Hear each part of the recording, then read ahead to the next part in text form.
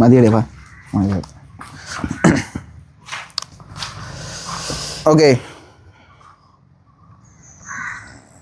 പരിചയപ്പെടുത്തേണ്ട ആവശ്യമൊന്നും ഇല്ലല്ലോ, വീഡിയോ കാണുന്നവർക്കൊക്കെ അറിയാവുന്നേ. How do you feel after switching from forex to futures? Forex to futures അതൊരു അത്യാവശ്യം വലിയ ഡിഫറൻസ് ആണ് അല്ലേ? കാണുന്നില്ല. ഫോറക്സ് ടു ഫ്യൂച്ചേഴ്സ് പറയുമ്പോഴത്തേക്ക് അത്യാവശ്യം നല്ലൊരു ഡിഫറൻസ് ഉണ്ട് അതിനകത്ത്. കാരണം മെയിനായിട്ട് എനിക്ക് തോന്നിയ കാര്യം എന്ന് വെച്ച് കഴിഞ്ഞാൽ ഫോറക്സിൽ റീട്രേസ്മെൻറ്റിൻ്റെ ഒരു ഇഷ്യൂ ഫോറക്സിനകത്ത് അത് നല്ലപോലെ ഉണ്ട്. കാരണം എന്ന് വെച്ച് കഴിഞ്ഞാൽ 1-2 ട്രേഡ് നമ്മൾ എടുത്ത് കാര്യം ഫോറക്സിനോട് നമ്മളൊരു അക്കൗണ്ട് എടുത്തിട്ടുണ്ട് 25K. അപ്പോൾ ആ അക്കൗണ്ട് പോകാൻ തന്നെ മെയിനായിട്ട് റീസൺ എന്ന് വെച്ച് കഴിഞ്ഞാൽ നമ്മുടെ സെറ്റപ്പ് എല്ലാം ക്ലിയർ ആയിരുന്നു, എടുക്കുന്ന എല്ലാം പക്കയാണ്. പക്ഷേ SL അടിച്ചിട്ട് നേരെ പ്രോഫിറ്റിലോട്ട് പോകും. അത് പക്ഷേ വേറൊരു കാര്യം, നീ അന്ന് ട്രേഡ് എടുത്തതെന്ന് പറയുന്നത് NFP വീക്കും കൂടെ. അതും ശരിയാണ്. അപ്പം അതൊരു വലിയൊരു മാറ്റർ ആക്ച്വലി.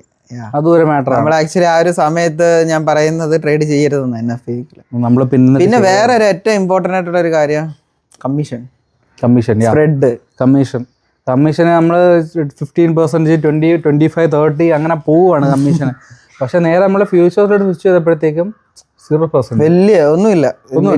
ആ ഒരു ഡിഫറൻസ് ഫ്ലോ നമുക്ക് മനസ്സിലാവും. കാര്യം എന്താണ് ആ ഒരു ഒറ്റ റീസണാണ് ഞാൻ ഫ്ലെക്സ് ചെയ്യുന്നത് ഫ്യൂച്ചേഴ്സ്. നമ്മളുണ്ടാക്കുന്ന $5 നമ്മുടെ ആക്ച്വലി. അത് എപ്പോൾ നിങ്ങൾക്ക് മനസ്സിലാവുമെന്ന് വെച്ച് കഴിഞ്ഞാൽ കുറച്ചുകൂടെ കഴിഞ്ഞ് ലൈവ് അക്കൗണ്ടിലേക്ക് കിട്ടും. ഐ മീൻ കമ്പൈൻ കഴിഞ്ഞ് ലൈവ് അക്കൗണ്ടിലേക്ക്, ലൈവ് അക്കൗണ്ട് എന്ന് പറയുന്നില്ല, ലൈവ് അക്കൗണ്ട് എന്ന് ഫ്യൂച്ചേഴ്സിൽ പറഞ്ഞു കഴിഞ്ഞാൽ അത് വേറെ വലിയൊരു തലത്തിലേക്ക് എത്തുകയാണ്. വിഡ്രോ ചെയ്യാൻ പറ്റുന്ന എമൗണ്ടിലേക്ക് നിങ്ങൾ എത്തുമ്പോൾ നിങ്ങൾക്ക് മനസ്സിലാവും എന്താണ് ആ ഒരു ഡിഫറൻസ് എന്നുള്ളത്. കമ്മീഷന്റെ വില എപ്പോഴാണ് അറിയുന്നത്? ഓരോ എക്സാമ്പിൾ പറയുകയാണെങ്കിൽ ഇപ്പോൾ നമ്മളൊരു 5K അക്കൗണ്ട് എടുത്ത് ട്രേഡ് ചെയ്യുകയാണെങ്കിൽ ഒരു വീക്ക് 10 ട്രേഡ് എടുത്തെന്ന് വിചാരിച്ചു. 10 ട്രേഡ് എടുക്കുകയാണെങ്കിൽ ഏറ്റവും മിനിമൽ നമ്മൾ റിസ്ക് ചെയ്ത് നമ്മൾ ഇടുന്ന ലോട്ട് 1 ലോട്ടാണെങ്കിൽ പോലും 10 ട്രേഡ് എടുക്കുമ്പോൾ തന്നെ അവിടെ $40 SL കമ്മീഷൻ വന്നു. 4 ലോട്ട് വെച്ചിട്ട് ഇപ്പോൾ 5% ആണെങ്കിൽ.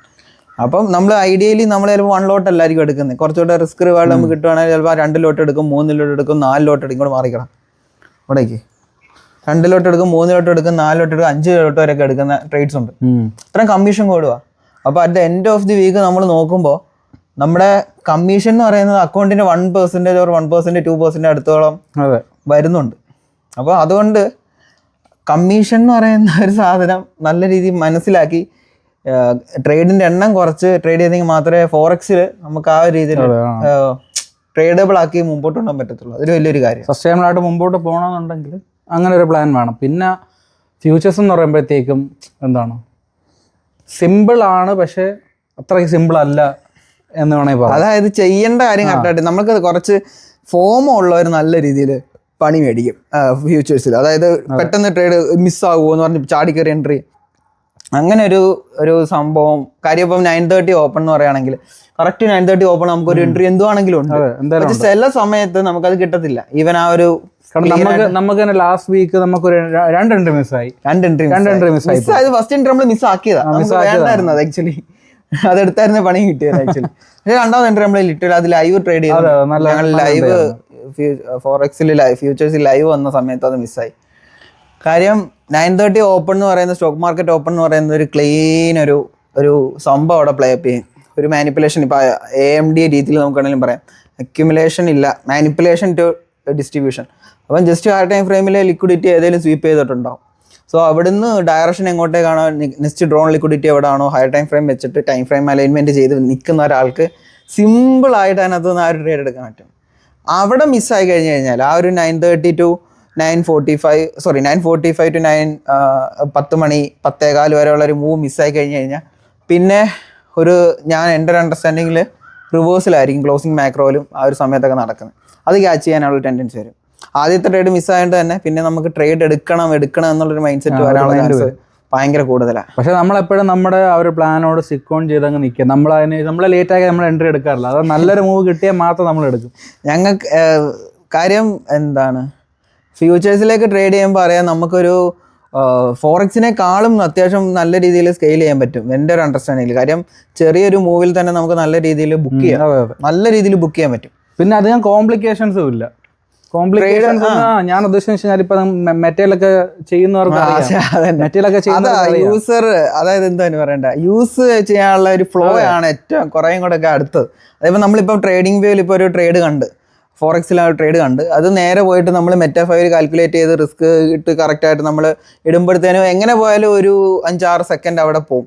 അപ്പം പ്രൈസ് മണി എത്രത്തോളം മൂവ് ചെയ്യുകയും ചെയ്യും. ചില സമയത്ത് നമുക്ക് കറക്റ്റ് ഇതാണെങ്കിൽ ഇത് എപ്പോഴും നമുക്ക് ആ ഒരു കാൽക്കുലേഷൻ ഉണ്ട്. ഇത് ഇത്ര പോയിന്റ്സ് ആണുള്ളത്, ഇത്ര ഹാൻഡിൽസ് ഉണ്ട്, ഇത്ര ഹാൻഡിൽസിൽ നമുക്ക് ഇത്ര റിസ്ക് ആണ് വരുന്നത് നമുക്കറിയാം. അപ്പോൾ അതുകൊണ്ട് തന്നെ നമുക്കത് പെട്ടെന്ന് തന്നെ ട്രേഡ് എക്സിക്യൂട്ട് ചെയ്യാൻ കഴിയും. അതൊരു വലിയൊരു നിങ്ങൾ ചെയ്യുമ്പോൾ മനസ്സിലാവും അത് എന്ത് വലിയൊരു തലവേദന ഒഴിഞ്ഞ് മാറുന്നതെന്നുള്ളത്. അത് ഫോറക്സ് മെറ്റാഫൈവ് ചെയ്തിട്ട് നേരെ ഫ്യൂച്ചേഴ്സിലേക്ക് വരുമ്പോൾ മനസ്സിലാവും.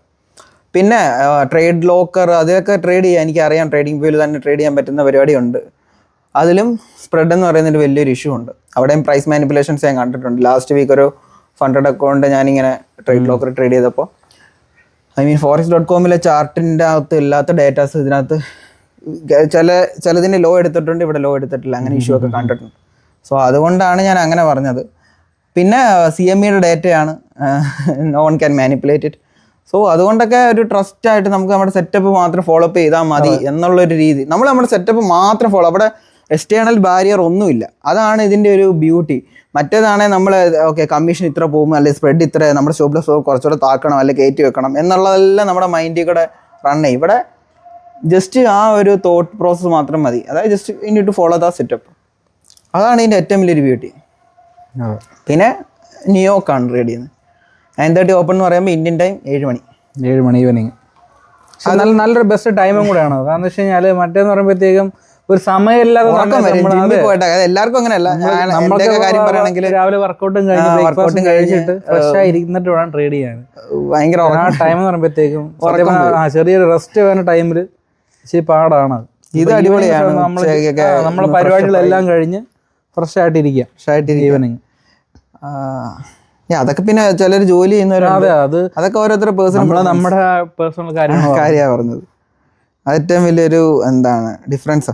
ഇപ്പം ഇനി നിന്നോട് ചോദിക്കുവാണെങ്കിൽ നീ സ്റ്റിക്ക് ഓൺ ചെയ്യുന്ന ഫോറക്സ് ആയിരിക്കും ഫ്യൂച്ചേഴ്സ് ആയിരിക്കും? ഞാൻ ഒബ്വിയസ്ലി ഫ്യൂച്ചേഴ്സ്. എന്നോട് കഴിഞ്ഞ വട്ടം നിനക്കറിയാം, അരുൺ വന്നപ്പോഴായാലും സംസാരിച്ചപ്പോൾ, റോയൽ വന്നപ്പോഴും, അഭിം വന്നപ്പോഴും എല്ലാവരും സംസാരിച്ചപ്പോഴായാലും ഫൈനലി അവര് ഫ്യൂച്ചേഴ്സ് ആണ്. കാര്യം അതിന് ഇത്രയും പല യൂസർ അഡ്വാൻറ്റേജ് ഉണ്ട്. അതാ ഏറ്റവും വലിയ യൂസർ അഡ്വാൻറ്റേജ് ഏറ്റവും മെയിനായിട്ട്. പിന്നെ നമുക്ക് സിംഗിൾ ഫേസേ ഉള്ളൂ. അതൊക്കെ ഒരു അഡ്വാൻറ്റേജ് ആയിട്ട് ഞാൻ പറയുന്നില്ല. അങ്ങനെയാണെങ്കിൽ once you get it will be easy എന്ന് വേണം പറയാം. നിങ്ങൾക്ക് ആ ഒരു ആ സംഭവം ഒന്ന് കിട്ടിക്കഴിഞ്ഞാൽ പിന്നെ നിങ്ങൾക്ക് ഇത്രേ ഉള്ളൂ എന്നിങ്ങനെ തോന്നും.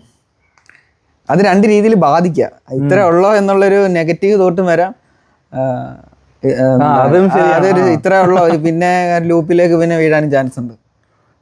കാര്യം ട്രേഡ് എടുക്കാൻ മാത്രമാണ് മാർക്കറ്റ് വരുന്നതെങ്കിൽ ജസ്റ്റ് 9:30 ഓപ്പൺ മാനിപ്പുലേഷൻ നോക്കുക. ഒരു സ്വീപ്പ് എന്തെങ്കിലും ഉണ്ടാവും. മേ ബി ചില സംഭവം കാണത്തില്ല. അത് ഇത് അലൈൻ ചെയ്യുന്ന പലയേറെ കാര്യങ്ങളുണ്ട്. ചിലപ്പം 10 മണിയുടെ റെഡ് ഫോൾഡർ അൺഫോൾഡ് ചെയ്യുന്ന സമയം ഉണ്ടെങ്കിൽ നമ്മൾ വേറെ രീതിയിൽ അവിടെ ടേപ്പ് റീഡ് ചെയ്യേണ്ടി വരും. പിന്നെ ചില സമയത്ത് 9:45 അൺഫോൾഡ് ചെയ്യും ചില ന്യൂസ്. അപ്പോൾ അതൊന്ന് നോക്കിയതിന് ശേഷം പിന്നെ ഈ ഡേയ്സിനൊക്കെ ഭയങ്കര ഇമ്പോർട്ടൻ്റ് ഉണ്ട്. എസ്പെഷ്യലി തിങ്കളാഴ്ച ദിവസം, വെള്ളിയാഴ്ച ഇതിനൊക്കെ നല്ല ഇമ്പോർട്ടൻസ് ഉണ്ട്. NFP വീക്കിന് ഇമ്പോർട്ടൻ്റ് ഉണ്ട്. ചില എക്കണോമിക് ഇവന്റ്സിന് ഭയങ്കര ഇമ്പോർട്ടൻസ് ഉണ്ട്. കുറെ കാര്യങ്ങൾ ഫോളോ അപ്പ് ചെയ്യേണ്ടതായിട്ടുണ്ട്. കുറെ കാര്യങ്ങൾ ടെക്നിക്കലി ഫോളോ അപ്പ് ചെയ്യേണ്ടതായിട്ടുണ്ട്. അവിടെ ചുമ്മാ കണ്ണും പൂട്ടി ഒരിക്കലും ചിന്തിക്കരുത്.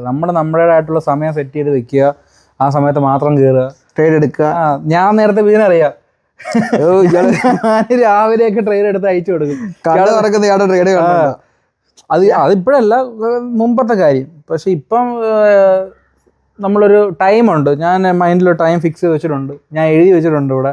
അപ്പോൾ ആ ഒരു ടൈമിൽ മാത്രം കയറും. അല്ലാതെ 24 hours അല്ലെങ്കിൽ ഒരുപാട് നേരം ട്രേഡിംഗ് ഓപ്പൺ ആക്കി ഇരിക്കുന്ന പരിപാടിയൊക്കെ അങ്ങ് തീർന്നെന്ന് വേണം പറയാം. അങ്ങനെ ചെയ്യാൻ തോന്നത്തില്ല. നമുക്ക് ആ ഒരു സെറ്റപ്പ് കിട്ടിക്കഴിഞ്ഞാൽ നമുക്കറിയാം. ഇപ്പോൾ എക്സാമ്പിൾ പറയുകയാണെങ്കിൽ ഒരു ദിവസത്തിൽ ഏറ്റവും വലിയ ഡിസ്ട്രിബ്യൂഷൻ നടക്കുന്ന ഒരു സമയത്തായിരിക്കും നമ്മുടെ മേജർ ട്രേഡ് നടക്കുന്നത്. അവിടെ നമുക്ക് ആ ഒരു മൂവ് ക്യാച്ച് ചെയ്യാൻ പറ്റും. പറ്റത്തില്ലെങ്കിൽ SL ആണെങ്കിൽ SL, ഞാൻ പറയുന്നത് എന്താണെങ്കിലും ആ ഒരു സമയത്താണ് നമുക്ക് ട്രേഡ് ഉള്ളത്. ഇപ്പോൾ എക്സാമ്പിൾ പറയുകയാണെങ്കിൽ ലണ്ടനിൽ ഇപ്പം ഒരു ഐഡിയലി പറയുന്ന ഒരു കാര്യമാണ് 2 to 5 ഉള്ളിലാണ് ഹൈ ഓഫ് ദി ഡേ അല്ലെങ്കിൽ law of the day print ചെയ്യുന്നത്. അപ്പോൾ അതിൻ്റെ ഉള്ളിലാണ് നമുക്ക് അതിനകത്തും പ്രിസൈസ്ഡ് ആയിട്ട് മാക്രോൻ്റെ ഉള്ളിലാണ് നമുക്ക് ട്രേഡ് ഉള്ളത്. അപ്പോൾ ആ ഒരു ടൈം നമുക്ക് കിട്ടുന്നുണ്ട്, പ്രിസൈസ്ഡ് ആയിട്ട് കാണുന്നുണ്ട്, എല്ലാ ദിവസവും നമ്മൾ അത് കണ്ട് ട്രേഡ് എടുക്കുന്നുമുണ്ട്. SLR TP അതിലല്ലേ ഇവിടെ മാറ്റർ, SLR TP അതായിക്കോട്ടെ. പക്ഷേ അത്രയും ടൈം നമുക്ക് റെഡ്യൂസ് ചെയ്തെടുക്കാം, ഇൻഡെപ്തിലേക്ക് ഫ്രാക്ടലി പോയി റെഡ്യൂസ് ചെയ്തെടുക്കുക എന്ന് പറയുന്നത് തന്നെ ഒരു വലിയൊരു അഡ്വാൻറ്റേജ്. അപ്പോൾ പിന്നെ ഞാൻ എല്ലാവരോടും ചോദ്യം എന്തിനാണ് പിന്നെ വന്നിട്ട് ഈ ഏഷ്യൻ സെഷൻ ചെയ്യേണ്ടെന്നല്ല പറയുന്നത്. ഏഷ്യൻ സെഷനിൽ വേണേൽ നിങ്ങൾക്ക് ഇതുപോലെ ഫ്രാക്ടലി നോക്കി ട്രേഡ് ചെയ്യാം, ടൈം ഫ്രെയിം അലൈൻമെന്റ് ഉണ്ടെങ്കിൽ. സോ ഇത് ഓരോ ട്രേഡറിനെ ഡിപ്പെൻഡ് ചെയ്തിരിക്കുക എന്നുള്ളതാണ്. പിന്നെ കുറച്ച് ഡൗട്ടോടെ ഞാൻ ഇപ്പോൾ ഇതിൻ്റെ കൂട്ടത്തിൽ അങ്ങ് പറയാം. കുറച്ച് പേര് എന്നോട് കമൻസിൽ ചോദിച്ചിട്ടുണ്ടായി. ഞാൻ കമൻസിന് റിപ്ലൈ കൊടുക്കുക, കമൻസ് നോക്കാറുണ്ട് ഫ്രീ ആയിട്ടിരിക്കുമ്പോൾ. ഞാൻ അങ്ങനെ കമൻസിൽ റിപ്ലൈ കൊടുക്കാനൊന്നും സെപ്പറേറ്റ് ടൈം കണ്ടെത്തുന്ന ആളല്ല. അപ്പോൾ എന്തുകൊണ്ട് ഞാൻ വീഡിയോയിൽ പറയാം, കുറച്ച് ഞാൻ കണ്ടിട്ടുണ്ടായിരുന്നു. അതിനകത്ത് എന്നോട് ചോദിച്ചതാണ്, ഇപ്പം ഫണ്ടഡ് അക്കൗണ്ട് ബൈ ചെയ്തിട്ട് നമുക്ക് CMEയുടെ അല്ലെങ്കിൽ ട്രേഡിംഗ് വ്യൂ പ്രീമിയം പർച്ചേസ് ചെയ്യണമെന്ന് വേണ്ട. നമ്മൾ ഫണ്ടഡ് അക്കൗണ്ട് എടുക്കുന്നുണ്ടെങ്കിൽ CMEയുടെ ഡേറ്റയാണ് നമുക്ക് കിട്ടുന്നത്. നമ്മൾ ട്രേഡ് അവൈറ്റിൽ പോയിട്ട് എനേബിൾ ചെയ്ത് കഴിഞ്ഞാൽ ഞാൻ എങ്ങനെ ചെയ്യേണ്ടതെന്ന് കാണിച്ചിട്ടുണ്ട് ഓൾറെഡി. അങ്ങനെ ചെയ്യുമ്പോൾ തന്നെ നമുക്ക് റിയൽ ടൈം ഡേറ്റയാണ്, റിയൽ ടൈം 5 സെക്കൻഡിലെ ഡേറ്റ, ട്രേഡബിൾ ഡേറ്റയാണ് നമുക്ക് കിട്ടുക. പിന്നെ നിങ്ങൾ ട്രേഡിംഗ് വ്യൂ പ്രീമിയം എടുക്കേണ്ട ആവശ്യമില്ല. രണ്ടാമത്തെ കാര്യം എന്ന് വെച്ച് കഴിഞ്ഞാൽ എന്താണ്, ലോട്ട് സൈസ് കാൽക്കുലേഷൻ. ഇത് ഞാൻ പലതവണ ആൾക്കാരോട് പറഞ്ഞിട്ടുള്ള, ഇതിനെപ്പറ്റി ഒരു വീഡിയോ ഞാൻ ചെയ്തിട്ടുള്ള, ഒരു 45 മിനിറ്റ് വീഡിയോ എന്തോ, അത് കാണാൻ വയ്യാത്തതുകൊണ്ടായിരിക്കും പിന്നെ ചോദിക്കുന്നത്. ആ വീഡിയോക്കകത്ത് പറയുന്നുണ്ട്, എവിടെ ഉണ്ട് എനിക്കറിയത്തില്ല എവിടെ ഞാൻ പറയുന്നത്. അത് ജസ്റ്റ് അതൊന്ന് ക്ലിയർ ആയിട്ട് കണ്ടു കഴിഞ്ഞാൽ അതിനകത്ത് ഞാൻ പറയുന്നുണ്ട് എങ്ങനെയാണ് റിസ്ക് കാൽക്കുലേറ്റ് ചെയ്യേണ്ടത്, അല്ലെങ്കിൽ ഇതെങ്ങനെയാണുള്ളത്. ഫ്യൂച്ചേഴ്സിലെ റിസ്ക് കാൽക്കുലേഷൻ കുറച്ചൊരു, അത് ഞാനിപ്പോൾ ഇവൻ എൻ്റെ കാൽക്കുലേറ്ററും പിടിച്ച് എൻ്റെ സൈഡിൽ ഇരിക്കുമായിരിക്കും. അതിന് ഇപ്പം ഞാൻ കുറച്ചൊന്ന് ഒന്ന് ഫ്ലോ ആയി വരുന്നുള്ളൂ. ചില സമയത്ത് ഇവനോട് പറയണ്ട വേണ്ട കാൽക്കുലേറ്റർ എടുക്കാണ്ട് എനിക്കറിയാൻ പെട്ടെന്ന് ഞാൻ കാൽക്കുലേറ്റ് ചെയ്തെന്ന് പറയും. ചില സമയത്ത് കാൽക്കുലേറ്ററിൻ്റെ ആവശ്യം വരും. ചില സമയത്ത് അലക്സ ഉണ്ട് അടുത്ത്, അപ്പോൾ അലക്സയോട് ഇങ്ങനെ ചോദിക്കും. പെട്ടെന്ന് ആ ഒരു ആൻസർ കിട്ടാൻ വേണ്ടിയിട്ടുള്ളൊരു പരിപാടിയാണത്. ഫോറക്സ് തുടങ്ങിയപ്പോഴായാലും എനിക്ക് അങ്ങനെ ആയിരുന്നു. എനിക്ക് പിപ്പ് കാൽക്കുലേഷൻ ഭയങ്കര പണിയായിട്ടാണ്, എന്തോ വലിയൊരു എന്തോ പറയണ്ടേ, ബാലികേലം മറയായിട്ടൊക്കെ എനിക്ക് തോന്നി. എന്തോ അത് തന്നെ ഓക്കെ, അതായിട്ടാണ് എനിക്ക് തോന്നിയത്. അപ്പോൾ എനിക്കപ്പോൾ ഞാൻ അതേപോലെ തന്നെ വിചാരിച്ചു ഇവിടെ പറ്റും. ഞാൻ സത്യം പറഞ്ഞ ഫ്യൂച്ചേഴ്സിലേക്ക് ആദ്യം വന്നതൊക്കെ വേണ്ടാന്ന് നിർത്തിപ്പോകാൻ പറ്റിയ ചിന്തിച്ചൊരു പരിപാടി ഈ ലോട്ട് പോയിന്റ് കാൽക്കുലേഷനാണ്. മാക്രോ മൈക്രോ ഇതൊക്കെ എന്തുവാടി, മൈക്രോയിലൊരു കാൽക്കുലേഷൻ, മാക്രോയിൽ സെപ്പറേറ്റ്, പിന്നെ പോയിന്റ്, ഹാൻഡിൽ, ടിക്ക്, ഒരുമാതിരിയായി. പക്ഷേ വൺസ് നിങ്ങൾക്ക് ഏതൊരു സംഭവം പോലെ വൺസ് നിങ്ങൾക്ക് ഒന്നും വേണമെന്ന് വിചാരിച്ച് പഠിച്ചു കഴിഞ്ഞാൽ സിമ്പിളായിട്ട് എടുക്കാനുള്ളതേ ഉള്ളൂ. ആൻഡ് വൺസ് കിട്ടിക്കഴിഞ്ഞ് കഴിഞ്ഞാൽ ബെറ്റർ ദാൻ മാത്സ് പഠിക്കും പോലെ ഉള്ളൂ. അത് തന്നെ ആദ്യത്തെ പാട്. നമുക്ക് കിട്ടിക്കഴിഞ്ഞാൽ പിന്നെ ഇഷ്ടം പോലെ നമുക്ക് ചെയ്യാം. പണ്ട് ഡിഫറൻഷിയേഷൻ ഒക്കെ പഠിക്കുമ്പോഴേ ഭയങ്കര പാടായിരുന്നു. അത് കിട്ടി കഴിയുമ്പോൾ നല്ല രസമാണ് ചെയ്യാൻ. +1 +2 ഇൻറ്റഗ്രേഷൻ ഒക്കെ ചെയ്യുന്ന ഫിസിക്സിനകത്ത് അത്. അപ്പോൾ അങ്ങനെയാണ്, അതൊക്കെ നമുക്ക് ജസ്റ്റ് റിലേറ്റ് ചെയ്യാൻ പറ്റും ലൈഫിൽ. നമ്മളിപ്പം 10ാം ക്ലാസ്സും +1 +2 ഒക്കെ പഠിച്ചെടുത്ത പോലെ അങ്ങനെ ചില കാര്യങ്ങൾ നമ്മൾ പഠിച്ചെടുക്കേണ്ടതായിട്ടുണ്ട്. അതായത് ഇത്ര ഫിക്സ്ഡ് പോയിന്റ്സിൽ ഇത്ര ആണ് ലോസ് ഉള്ളത്, നമ്മൾ പഠിക്കണം. ജസ്റ്റ് ബേസിക് മാത്ത് അത്രേ ഉള്ളൂ. മാത്ത് ആണല്ല, ഇപ്പം ഇൻറ്റു ചെയ്യാനായിട്ട് പഠിക്കുക, അതൊക്കെയാണ് മെയിനായിട്ട്. പിന്നെ വേറെ ഡൗട്ട് കുറേ പേര് എന്തൊക്കെയോ ചോദിച്ചിട്ടുണ്ടായിരുന്നു, എല്ലാം ഞാൻ മറന്നുപോയി, ഓർത്ത് വെക്കത്തില്ല. അടുത്ത പ്രാവശ്യം എഴുതി കൊണ്ടുവരണം. അടുത്ത പ്രാവശ്യം നോട്ട് ചെയ്ത് കൊണ്ടുവരണം. നോട്ട് എഴുതി വീഡിയോ എടുക്കുന്ന തന്നെ പണി തന്നെ, നോട്ട് എഴുതും. അപ്പം ഇതൊക്കെ സംഭവം. ഇനി എന്തെങ്കിലും ഓർക്കുവാണെങ്കിൽ കമൻറ്റ് ഇടുക, ഞാൻ പറ്റുമെങ്കിൽ റിപ്ലൈ തരാം. ശരി എന്നാൽ ഓക്കെ, ബൈ.